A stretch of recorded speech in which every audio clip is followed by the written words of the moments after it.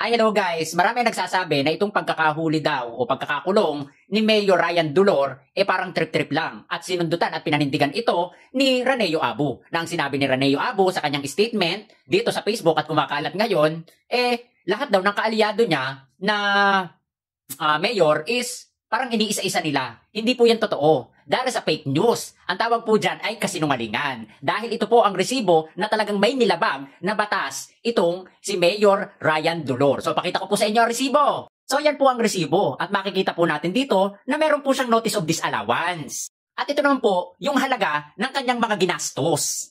Meron po siyang notice of disallowance kaya siya pinatatawag sa Congress para sagutin. Pero ang ginawa ni Ryan Dolor, binaliwala. Puro dahilan, puro palusot. Ngayon, 3 beses ka nang binigyan ng pagkakataon para sagutin ito, binabaliwala mo. Ano ang dapat sa'yo? Dapat ba regaluhan ka? Dapat ba i-congratulate ka?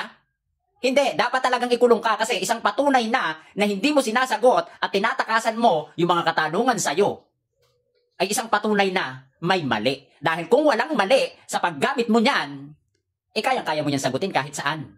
Kahit saang korte, kaya mo yang sagutin kung walang mali. Gumagawa ka ng dahilan, nagpapalusot ka, gumagawa ka na ngayon ng ibang issue para matakluban yung issue mo. Well, hindi ganun yun. Kaya ka pinapatawag sa Congress para ipaliwanag mo, idepensa mo, sabihin mo na sa tama mo ginamit yung mga perang yan. Dahil yung perang yan, pera ng taong bayan yan. Para sa taong bayan, hindi para sa sariling interes. Kaya yung nangyayari na yan kay Ryan Dolor, hindi yan trip-trip lang.